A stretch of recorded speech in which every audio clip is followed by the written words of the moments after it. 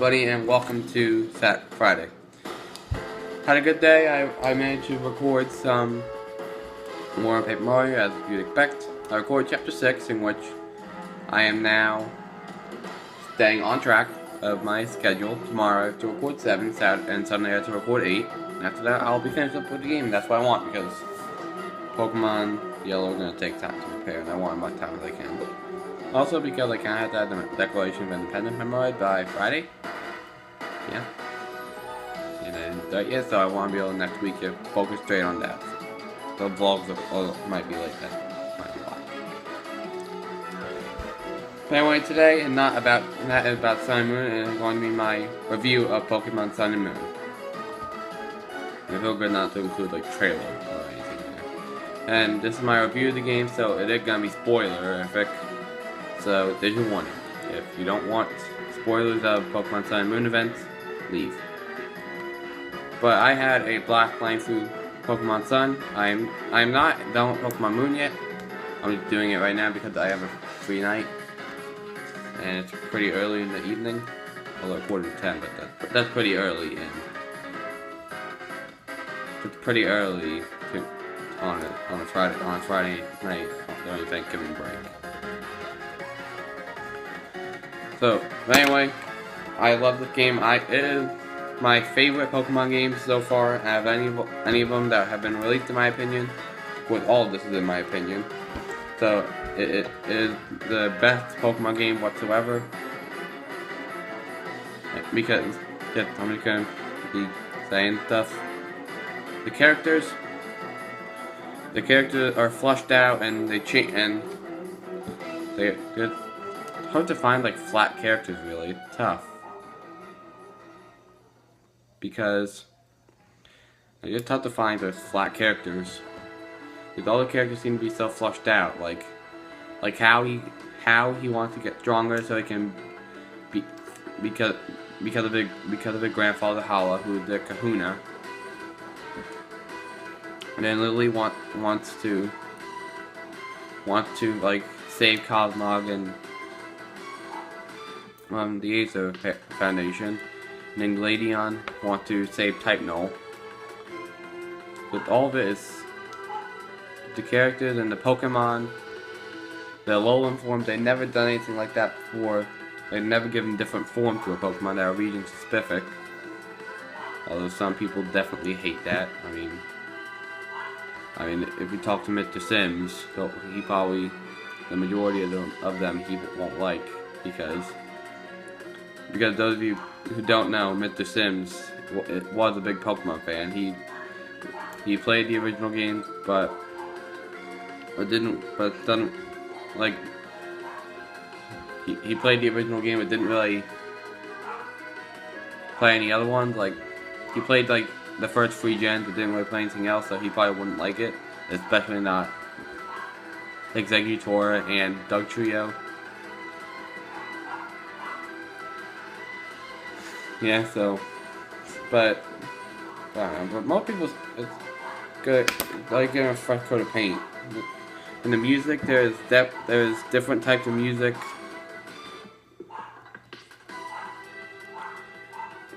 There are different types of music, and even music written in minor keys, like the Totem Pokemon fight. Cause the Totem Pokemon theme is the theme of the wild Pokemon in a minor key. Sounds a lot more darker and mysterious, which is the point of a minor key. Thanks, Mr. Grant, because I really don't know anything about key signatures, so thanks, BTG. And then no HMs. It feels good to not have HMs, because HMs just strap you down and choke you. I really wish that there were no HMs, and I'm glad there isn't. Because, like, you either have to load your good Pokemon up with bad moves, or have not many good Pokemon so you can have an HM slave. Well, one thing I'm a little sad about is because I was gonna name every playthrough I was gonna use a Yungoos for my HM slave, because I'm assuming I would use it, and name it Donald Trump. But I guess that's not the case. The story I just love the story, how like Team Skull and Aether are working together, and they're in cahoots with one another. It kind of reminded me of Team Snag'em and Cypher from Pokemon Coliseum. Not really so much XD, because Team Snag'em kind of fell apart. So in Coliseum, how Cypher and Snag'em work together. Like Cypher developed the Snag Machine, and Cypher developed the Snag Machine, and Snag'em goes and steals the Pokemon for Cypher to make Shadow Pokemon. I'm glad that we did that. Like Team Skull gets the Pokemon for Aether or something. Again. And I just love how like you'd expect the Aether Foundation, like they're trying to protect Pokemon from Team Skull, trying to protect Pokemon from Team Skull, and really they're abusing them. One thing, Cosmog, like at the end of Ula Island, Team Skull like takes Lily to the Aether Paradise for Cosmog, and like next time you see Lily, Cosmog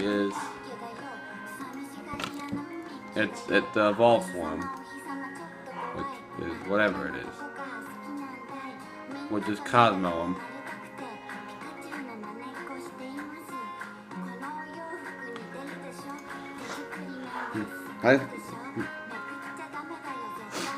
Just neat. The graphics are they're amazing for 3DS. Except I think that the graphic might have been a little too much for the system, because in double battles and stuff in the SOS and the new SOS battles that we have the totem Pokemon, it does like frame skip a little, but that's really the hardware, because I experienced that on the regular 3DS XL, and from what I've heard from people that play it on a new 3DS, it's pretty much no lag whatsoever. So whenever I get a new 3DS, I'll very much enjoy it, because I'll have a much better time playing through Alola. And then back to the story, a little bit of a theory I have that I'll neat how Gladion and Lily are actually, they seem very different, yet they're brother and sister, and their mother is Lusamine of the Aether Foundation. And they're trying to just save their mother from what she's become. And apparently it's been because Lusamine's husband had disappeared through the ultra wormhole, I think, and it's gone. And that's what driven Lusamine to doing what she's doing. And that actually ruined the theory I had that Kuzma is the father. Glad you had a theory that Kuzma is the father, and I realized that is broken now, because I just remembered that Lusamine's husband. Maybe she remarried. I don't know. I'll wait until my friends like Tyler and Harley play the game, and I can actually talk to them about it and see if they got any theories about Lusamine, Gladion, and Lily. I don't know. Maybe she remarried. I don't know. I can say she remarried Guzma, and I don't know. And then the adventure is unique.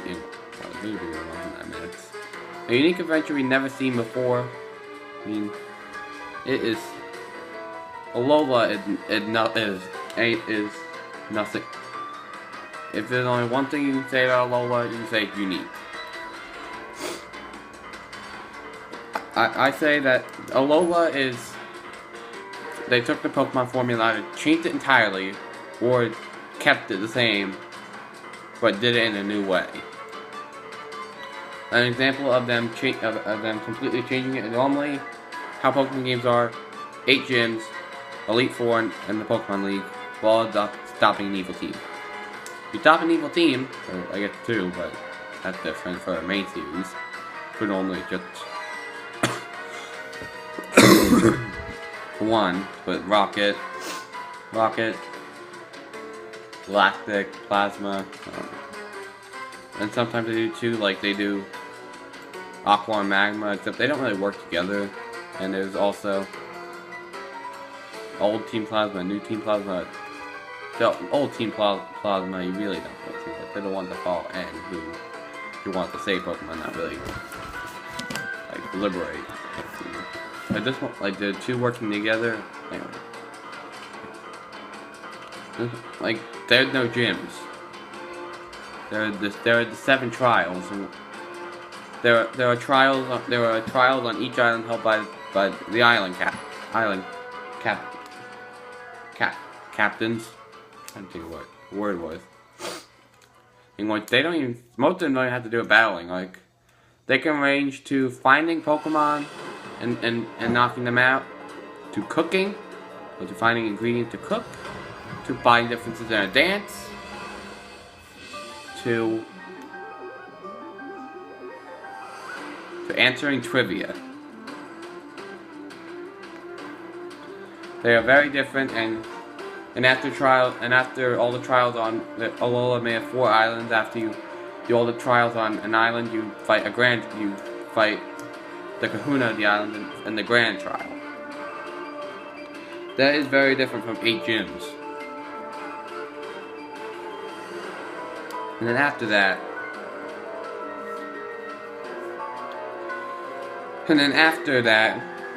we have the Pokemon League. That is still present, the Elite Four and the Champion.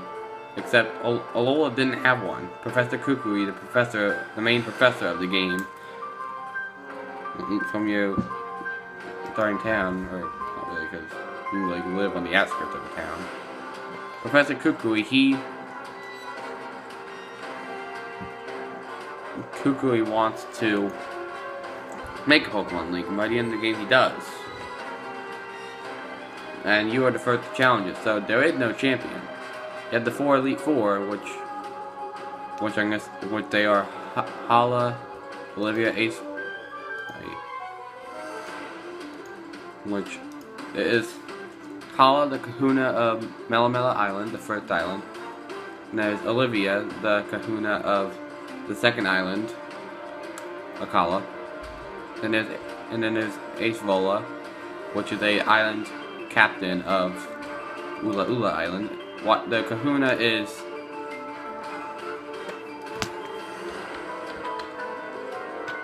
Nanu, a police officer. But if you see a personality, you can see that he did not want to be a part of the Elite Four.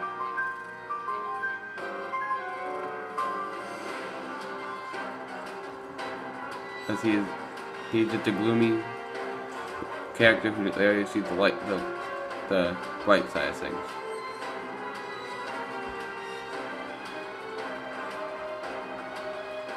So just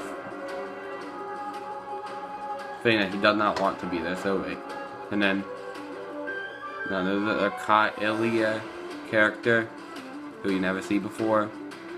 Don't I like how she was just thrown into the Elite Four because you never knew who she was. She was just there at the end and never spawned, never appeared. Because you see all these other people and get to bond with them because you battled all them before, whether it be as Kahunas or trial captains.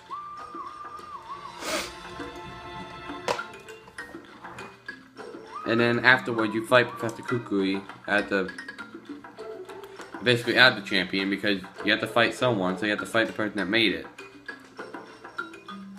Now, cool, because normally how it goes in Pokemon games is you defeat the champion, and then you rematch, and somehow the champion is still the champion. Somehow.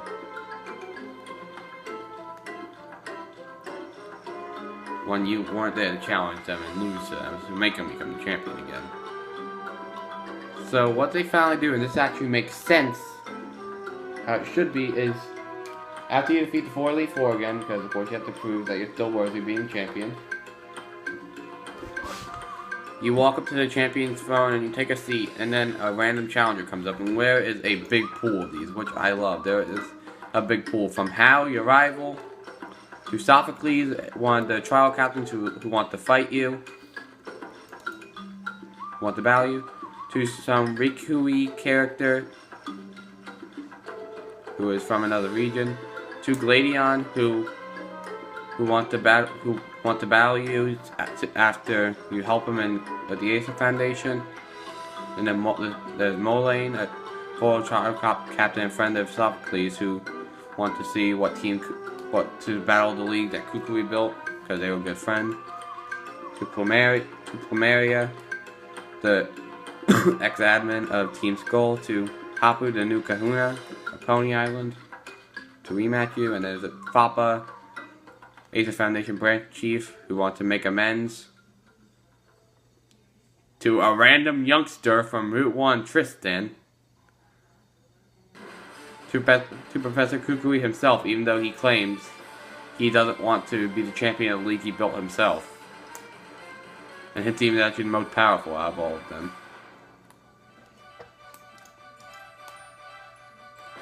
And also, it's actually a it's decently difficult Pokemon game. It's not like super difficult. It's not hard, but it's not easy. It's not as easy as like at Gen 6. How typically in Pokemon games, I rank difficulty on the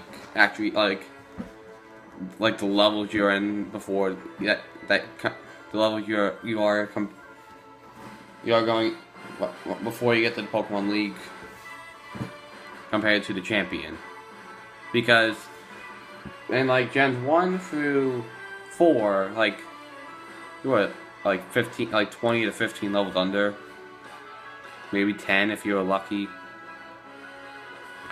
And then Gen 5, and that also goes for Black and White. Black 2 and White 2, you're about 5 levels under, less than 5 levels under, and that's really good, I believe. I feel like that's a fine difficulty. But Gen 6, you could be 5 to 10 levels over them, which just seems a little much. I feel like they tone it down back to White 2 and Black 2, which I really appreciate. How I am about their level, not they're not towering above me, I'm not towering above them, which I really do like. And also, I did lose before in the game a couple times. I also like how they buffed up some attacks. Leech Life had 20 power. That's when you see it, you associate Zubat. Leech Life had 80 power now.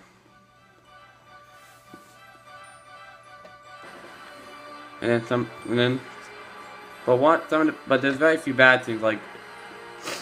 The game is a little tech heavy, and it's a little tech table where people you have to talk to, so you can easily miss stuff like what you have to do.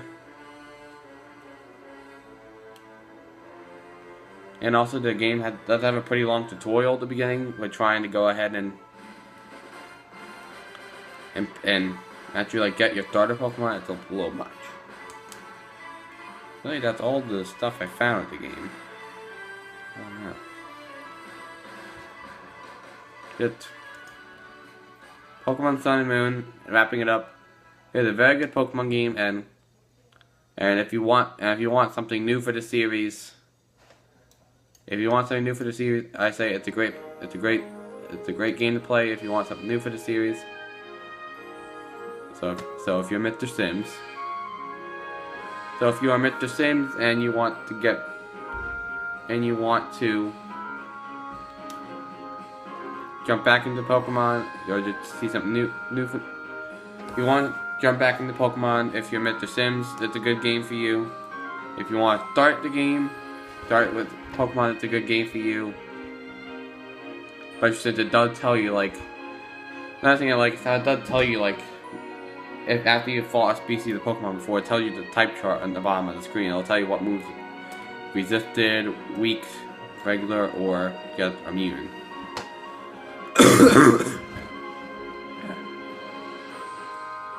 So if you're just jumping into the series, it's a good game.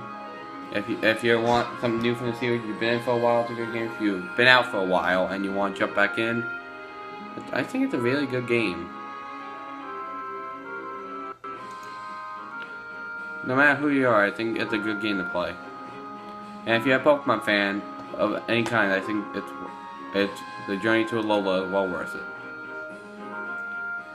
Anyway, that's gonna be it for today. Yes, for watching, and back to tomorrow, shall we?